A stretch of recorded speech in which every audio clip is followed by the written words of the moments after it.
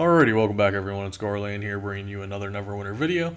And today we're going to go over the community manager's development stream that they had earlier in the day. It was a combined stream with Star Trek Online, Champions Online, and Neverwinter Online. So they had a bunch of guests on there, they went over a bunch of things. The stream actually was about 2.5 hours during the maintenance. Cryptic had one gigantic maintenance day where they did physical upgrades to the servers and try to, stabilize some of the lag issues and the latency issues that some of the online games have been experiencing. So it was a pretty long stream. I just want to do a highlight video so you guys can get the pertinent information without actually having to watch the entire stream. Anyone interested in watching the entire stream, there will be a link below. Like I said, it is about 2.5 hours, and to say the least, it wasn't a very good stream, but that's my personal opinion. It was some of these guys' first ever community management stream, so you could tell they were nervous, they were anxious. It was the first time they were doing it. We're all familiar in the Neverwinter community with Strumsinger when he used to do the maintenance streams. His were pretty efficient for the most part, so I can't hold it really against any of these guys for their first time streaming. You knew they did a fairly, good job, but they did go on tangents where they would just ramble for 5 minutes at a time, 10 minutes at a time. And the point of these streams is it's a Q&A. So that, they take questions from the community and try to answer them to the best of their ability. But like I said, they were very anxious, very new to the scenario, so I can't hold it personally against them. But if you do want to go back and watch, it is 2.5 hours long. There will be a link in the description. As we know, as far as Neverwinter goes, Mod 11 is launching on the PC platform today. That's one of the reasons for such an extended maintenance. Console was also down for an extended period of time, but like I said, that was just server issues, physical issues that they were going through, and just making sure everything's up to par. But I want to throw a shout out to the people that were involved with the stream.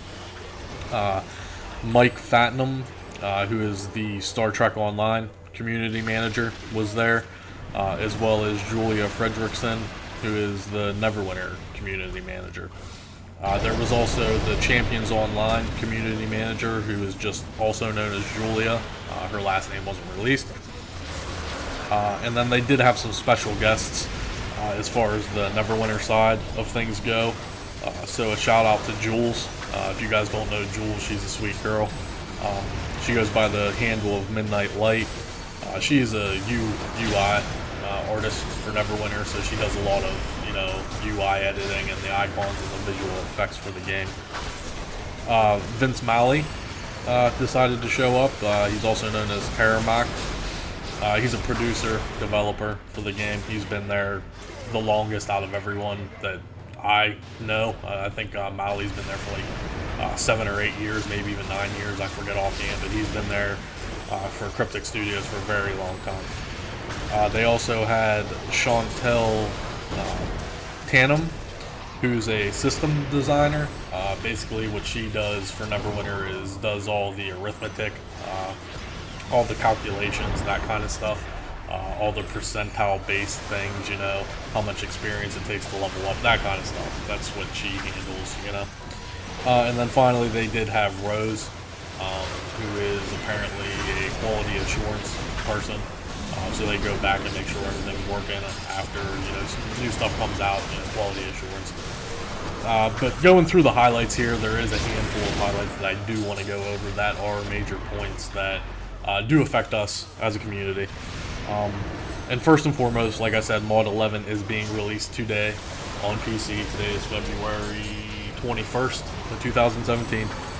They had mentioned that there is no concrete release day for the console for Mod 11, but they're trying to keep it within a 2-month range, so we're looking at the end of April, April 21st, maybe beforehand, maybe after, depending on how things go.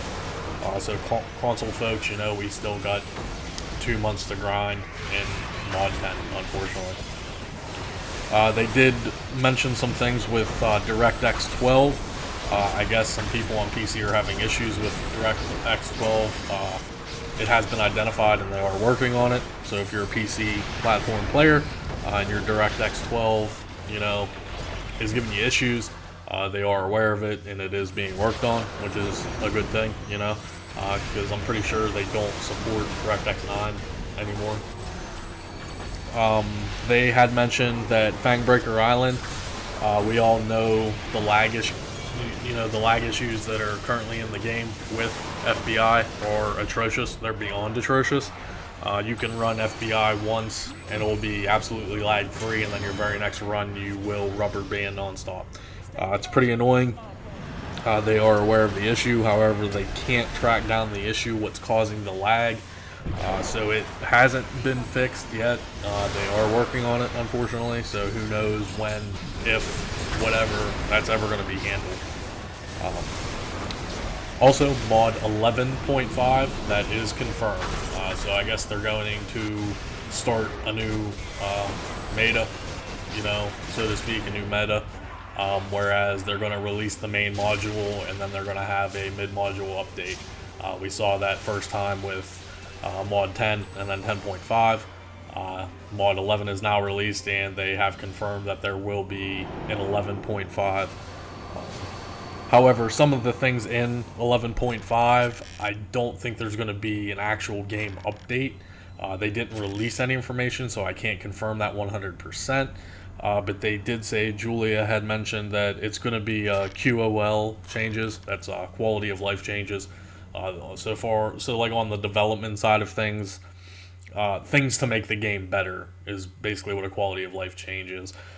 They did hint to the fact that loadouts may be launched in 11.5, but they couldn't confirm it 100% because they need to make sure that everything is working properly.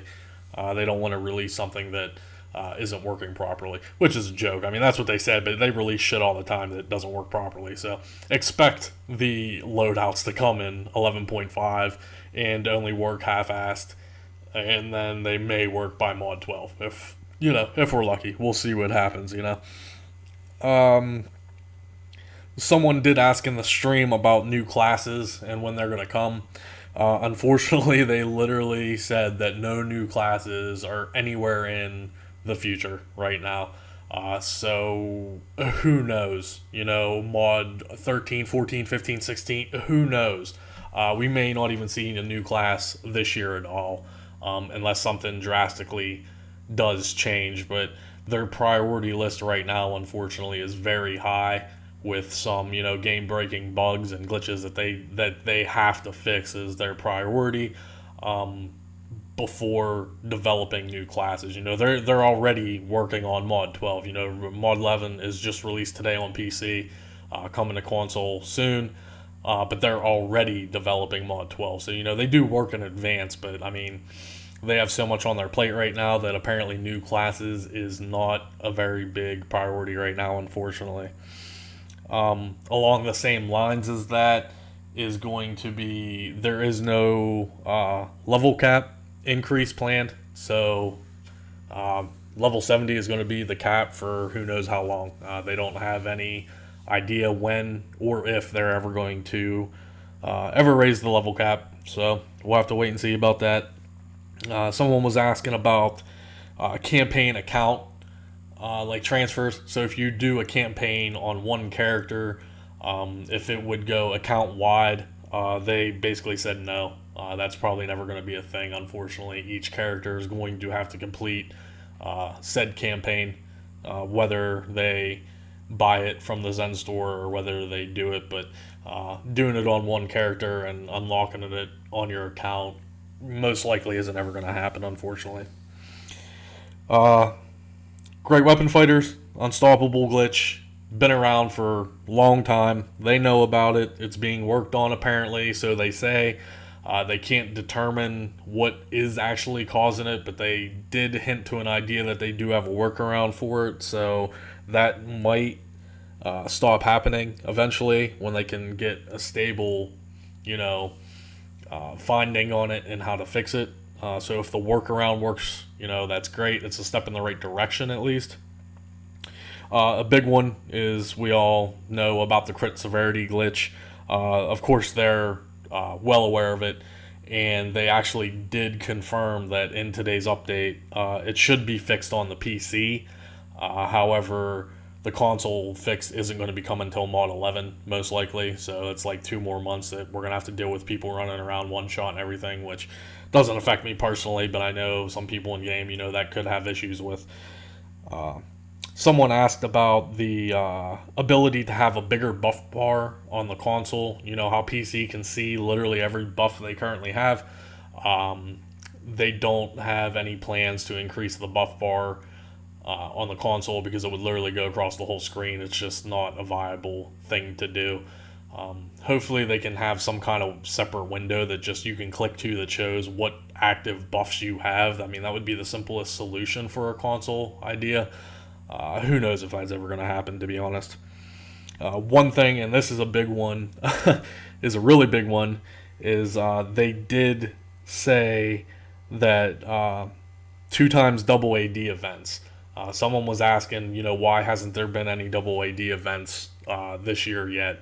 And they said that they don't want to have double AD events. They're trying to go away from that event. They're not going to completely take it out of the game, but they said that you can only expect 2 to 3 double AD events a year, which sucks. I mean, when you do have a double AD event, it does suck because it ruins the economy because everyone has hoarded all of those items in hope of a double.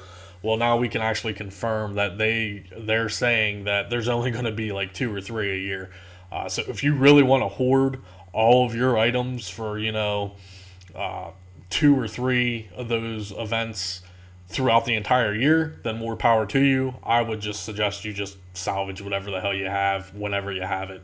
I mean, yeah, the double AD is very nice, guys, but to only have 2 or 3 events the entire year, you're going to run out of space eventually. Even if you have max character capacity, which is like 52 or 53 characters, and you have them all maxed out, all banks maxed out and everything, I mean, more power to you if you want to go through that stress of trying to manage that kind of influx of inventory you're going to have to deal with, but that's not my cup of tea. I usually just salvage whatever. I'm not waiting, every 5 months, every 4 months for them to spring a double AD event. So it sucks, but it's been confirmed. It is what it is. That's coming right out of a developer's mouth that, that's something that's not going to happen very often. Like I said, 2 to 3 times a year.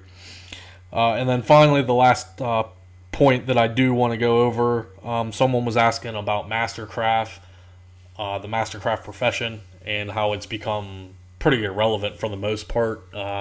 It sucks for all the people that grinded through that and spent a lot of AD getting their Mastercraft to make the Mastercraft armor, which was only viable for like literally a month or less before, it was already obsolete.